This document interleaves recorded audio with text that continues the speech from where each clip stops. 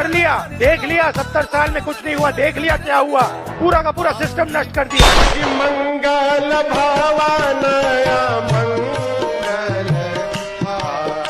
असम में बीजेपी सरकार बनाएगी और असम में एक बार फिर अहिंसा होगी।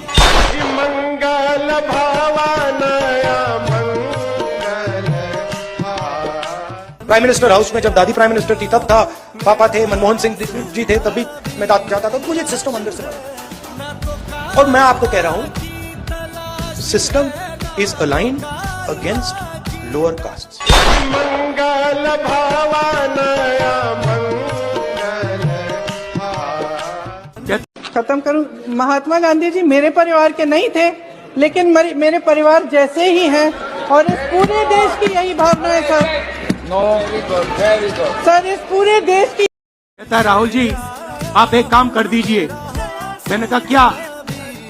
कहता है 2 तरीके के घोड़े होते हैं, एक होता है रेस का, एक होता है शादी का। कांग्रेस पार्टी रेस के घोड़े को बारात में डाल देती है और बारात के घोड़े को रेस में डाल देती है। मंगल भवानया मंगल। राहुल गांधी आपके दिमाग में है, मैंने मार दिया उसको, वो है ही नहीं, मेरे माइंड में है ही नहीं। मंगल भवानया मंगल। नीतीश कुमार ने जो हिजाब, महिला का जो हिजाब खींचा, उसको आप कैसे देखते हैं? गलत किया, सही किया? बहुत लोग विरोध कर रहे हैं उस चीज का। देखिए मुख्यमंत्री हैं और एक मुख्यमंत्री को ये सारी चीजें शोभा नहीं देती। उन्होंने गलत किया हिजाब खींच के, क्योंकि हिजाब खींचने को सिर्फ मौलाना जी, उनके चचा जान, अबू जान, भाई जान, यही लोग बोल सकते हैं। एक मुख्यमंत्री हिजाब नहीं हटा सकता, ना इलेक्शन कमीशन हिजाब हटाने के लिए बोल सकता है, सिर्फ मौलाना जी को अधिकार है। और ये हिजाब इन्हें चाहिए क्यों, मुझे ये समझ में नहीं आता। एक 4 फीट के कपड़े से आप उस अपनी असमत को छुपाने की बात कर रहे हैं जो हलाला के नाम पे आपकी ऑलरेडी लूटी जा चुकी है। एक बात मुझे बताइए, कहीं पे भी कुरान में अगर कहीं पे रिटर्न में ये है कि हिजाब पहनना जाना चाहिए या इस्लाम में हिजाब जायज है, ये अगर कुरान में कहीं पे भी रिटर्न में लिखा है तब तो ये बात मैं मानूं। जब आपको एक डिग्री मिल रही है और आप एक मुख्यमंत्री के सामने खड़े हैं, उस समय पे भी अगर आपको अपना चेहरा छुपाना पड़ रहा है तो ये लानत की बात है आप ही लोगों की। क्या कहा आपने? क्या क्या दिया ऐसा? बाबरी वाले इन्होंने तो कहा बाबरी मुर्दाबाद। इनको तो मैं कह रहा हूँ ये सही बात है। अच्छा आप इधर आ जाइए, नहीं मतलब आप हम लोग। अरे उसका क्या? अरे आप हमारे साथ नहीं हो सकते। आप बाबरी वाले नहीं है ना? नहीं है तो 6 दिसंबर 1992 को जो हुआ वो ठीक हुआ? हमारी मस्जिद देखा, हम बाबरी देखा, मस्जिद सामने आ गया, मस्जिद तो बाबा ठीक नहीं था, बाबा ठीक नहीं था, असली चेहरा। और अभी तो रुको, क्लाइमैक्स अभी बाकी। आइए इधर आइए, थोड़ा दूर रहो, हम तो नहीं लेके आए, ऐसे बार बार करीब आए जा रहे हैं। क्या तमाशा कर रहे हैं? मत लड़िए मत ना, पार में आके आइए। अरे अपनी बात करिए ना, वहाँ खड़े हो।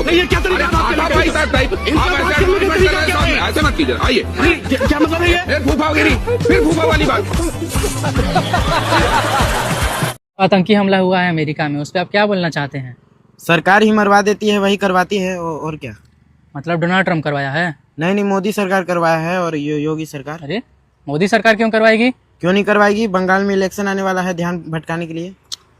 ऑस्ट्रेलिया में तो आरएसएस और बीजेपी का नाम ही नहीं है, तब मोदी सरकार कहाँ से करवा देगी? ज्यादा तुम अभी दलाली कर रहे हो, उल्टी सीधी बातें बोल रहे हो तुम। कब बुड़वा हरामी। भाई मोदी विरोधी इतने बौखला गए हैं, अब जो ये सुबह सुबह कोहरा होने लगा है ना, इसे कोहरा नहीं मान रहे चमचे। कह रहे हैं कि ये मोदी ने करवा रखा, ये है प्रदूषण। और चमचों का उस्ताद तो यहाँ तक कह गया कि भाई ये जो प्रदूषण हो रहा है ना, ये किसकी वजह से हो रहा है? वोट चोरी की वजह से। ये पोल्यूशन देखिए, ये सारा का सारा इसीलिए हो रहा है क्योंकि ये वोट चोरी कर रहे हैं। भाई मुद्दा ये नहीं है कि वोट चोरी हो रही है, असल मुद्दा तो ये है अब चोरों को वोट नहीं मिल रही। और ये लास्ट वाली वीडियो दिखा रहा हूँ भाई, ये सभी चमचों को डेडिकेट करके जा रहा हूँ। मजा आए तो वीडियो को शेयर जरूर कर देना। इसका कारण नरेंद्र मोदी। सुनो दुश्मनों, हमारा हक छीनकर तुम बार बार बोलते हो राम मंदिर राम मंदिर। हमारी बाबरी मस्जिद जिंदा थी, जिंदा है और जिंदा रहेंगी। बोलो अल्लाहू अकबर। अल्लाहू अकबर तक तो ठीक था, लेकिन बाबरी मस्जिद जिंदाबाद है, जिंदाबाद थी, जिंदाबाद रहेगी, इसका क्या मतलब है? बाबर तुम्हारे अम्मी को चोदने वाला था कि तुमको चोदने वाला था? बता। मुस्लिम महिला अपने घर में अपने देवर के सामने में चेहरा नहीं दिखाती है, अपने जेठ भैंसुर के सामने में चेहरा नहीं दिखाती है, तो नीतीश कुमार जी कौन लगे इन लोग? ना भैंसुर है, ना जेठ है, ना परिवार है, ना समाज है, कुछ नहीं है, तो काहे वो चेहरा देख लेंगे? देवर चेहरा नहीं देख सकता, जेठ नहीं देख सकता, ससुर नहीं देख सकता, अलाना नहीं देख सकता, फलाना नहीं देख सकता, ढमकाना नहीं देख सकता। नीतीश कुमार जी एक बुजुर्ग मतलब दादाजी की उम्र के इंसान उन्होंने देख लिया तो इतना बड़ा गुनाह हो गया।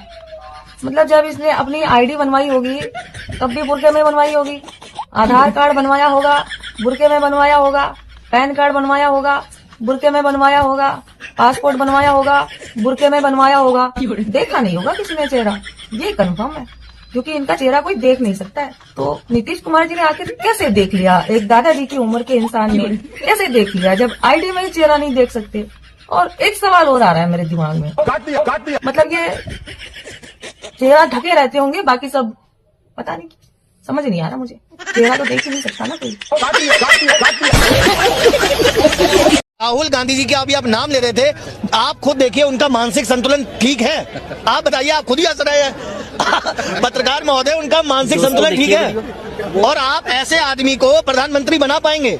चलिए मैं आपसे एक सवाल करना चाहूंगा, आपने कोई गाड़ी खरीदी, गाड़ी खरीदने के बाद क्या आप एक अपनी गाड़ी का जो ड्राइवर है, आपका परिवार है 5 लोगों का या 7 लोगों का, आपने इनोवा गाड़ी खरीदी, आप उसमें क्या एक नया नौसिखिया ड्राइवर रख लेंगे उसे चलाने के लिए, जिसको गाड़ी चलाना ना आता हो? आप बताइए। हाँ नहीं, आप जवाब दीजिए, रखेंगे या नहीं रखेंगे? जिसको आती है उसी को रखा जाएगा ना, जिसको आती है उसको रखा जाएगा। तो मोदी जी जो है, मोदी जी एक्सपीरियंस होल्डर है, वो ड्राइवर है जिन्होंने कोरोना काल में ये चीज दिखा दी कि अपने देश को बचाने के लिए सारी ताकत लगा दी। एक मिनट पत्रकार महोदय, राहुल गांधी जी को गाड़ी तक तो चलानी नहीं आती, वो देश का घंटा चलाएंगे? आप बताइए जी। कौन बोलता है कि भगवान नहीं है? भगवान है। ये वही औरत है जो 2002 में भरी संसद में अटल बिहारी वाजपेयी को मेंटल बोला था।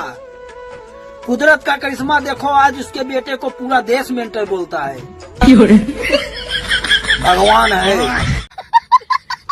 विनाश काले विपरीत बुद्धि, ये कहावत तो आपने सुनी होगी ना, इसको यथार्थ करती हुई नजर आ रही है कांग्रेस, और वो इतनी तेजी से अपने विनाश की तरफ दौड़े जा रही है कि हम उसको रोकना भी चाह रहे हैं, पर वो कह रही ना, जब तक भारत को ना कांग्रेस मुक्त ना कर देना तब तक हम मानने वाले नहीं है। और ये जिम्मेदारी किसने उठा ली है? राहुल गांधी ने। देखिए, जब ये बीजेपी को गाली देते हैं या मोदी को गाली देते हैं, वो समझ में आता है कि भाई ठीक है, ये उनको गाली नहीं देंगे तो फिर किसको गाली देंगे ना, क्योंकि पॉलिटिकल आइडियोलॉजी है, फलाना ढिमकाना 10 चीजें है। कि विनाश का सबसे बड़ा कारण क्या बनता जा रहा है? जब ये मोदी को गाली देते देते ना हमारे देश को गाली देने लग जाते हैं, हमारे हिंदू धर्म को गाली देने जाते हैं, और सबसे बड़ी बात, हमारी आर्मी को गाली देने लग जाते हैं। हम लोग बयान तो पृथ्वीराज चौहान, जो कि महाराष्ट्र के एक्स सीएम कांग्रेस के कद्दावर नेता ने जो दिया कि भाई हमारी जो सेना है वो तो आधे घंटे में युद्ध हार चुकी थी, जो ऑपरेशन सिंदूर हुआ था। हमारे जितने भी जो फाइटर जेट प्लेन्स है वो तो जो पाकिस्तान है वो गिरा चुकी थी। ऑपरेशन सिंदूर के दौरान आपने खुद भी देखा, राहुल गांधी, कांग्रेस, इनके चमचे चपाटे यही तो कहते हुए नजर आ रहे थे। आपने राहुल गांधी का बयान तो सुना ही होगा, जब उन्होंने ये कहा था कि चीन की जो सेना है ना वो गलवान में हमारे सैनिकों को ना पीट रही थी, और जो चाइना है वो 2000 किलोमीटर तक अंदर आ गया, हमारी सेना क्या करने लग रही, हमारी सरकार क्या कर रही। फिर सुप्रीम कोर्ट ने कान पकड़ते हुए कहा कि आइयो जरा यहाँ पे, क्या सबूत है तेरे पास? अब राहुल गांधी को लगा सबूत तो मेरे पास नहीं है, तो क्या करूं, चलो माफी मांग लेता हूं, और तुरंत माफी मांगते हुए निकल लिए। पहले भी आपने देखा होगा कि जब हमारी सेना ने ना घर में घुस के मारा था, जब सर्जिकल स्ट्राइक की थी, तो यही राहुल गांधी, इसके पार्टी और इंडिपेंडेंट वाले ना ये पूछते हुए नजर आ रहे थे क्या सबूत है, हम क्यों माने, वह तो खाली पेड़ गिरे। बिहार चुनाव हुए तो बीजेपी और मोदी को तो बथेरी गाली दे ली, अपना जरा सेना पे भी कुछ जवाब हो जाए। तो उन्होंने क्या कहा कि 10% जो लोग है ना, वो जो सेना है ना उस पर कब्जा करके बैठे, मतलब शर्म लिहाज सब कुछ बेच खाई है इन लोगों ने। दीप दीक्षित, उनका क्या कहना था, हमारी थल सेना ना गली के सड़क के गुंडों की तरह बिहेव कर रही है। उससे पहले कन्हैया कुमार ने क्या कहा था हमारी सेना के बारे में कि कश्मीर में महिलाओं का बलात्कार करती है हमारी सेना। तो राहुल गांधी को लगा वाह वाह वाह क्या बयान दिया इसने, इसको तो पार्टी में लेना चाहिए, ये लड़का तो बड़ा बढ़िया है। ऊपर से कहता है भारत तेरे टुकड़े होंगे इंशाल्लाह इंशाल्लाह। तो ऐसे लोगों को कांग्रेस इकट्ठा नहीं करेगी तो हमारे और आप जैसे लोगों को इकट्ठा करेगी क्या? 71 के जो विजय दिवस के लिए हमने कल मनाया था, और उसका सारा क्रेडिट इंदिरा गांधी को दे दिया गया ना, और जो मानिक शो, जो असली रियल हीरो थे उस युद्ध के, उसके साथ इंदिरा गांधी ने क्या किया, क्योंकि मानिक शो ने कह दिया था कि तुम्हें बेवकूफ बना के चला गया हो बुट्टो, तो इंदिरा गांधी को बुरा लगे, हो मैं तो आयरन लेडी हूं, तेरी इतनी हिम्मत होगी, भले ही ठीक है तूने युद्ध जीता लेकिन अपनी जगह जीता होगा, रुक तेरी पेंशन अभी बंद करती हूँ। तो ये कांग्रेस का चरित्र रहा है। और कांग्रेस अगर ये सोचती है कि हमारे देश को, हमारे देश के सेना को और हिंदू धर्म को गाली देने से तुम्हें वोट मिल जाएगी, तो भाई फिर तो बहुत बढ़िया कोई सलाहकार तुम्हें मिल चुका है, और जो तुम्हें ना जड़ से, देश से कांग्रेस को मिटा के मानेगा, उसकी जिम्मेदारी उसने राहुल गांधी के कंधों पर सौंप दी है।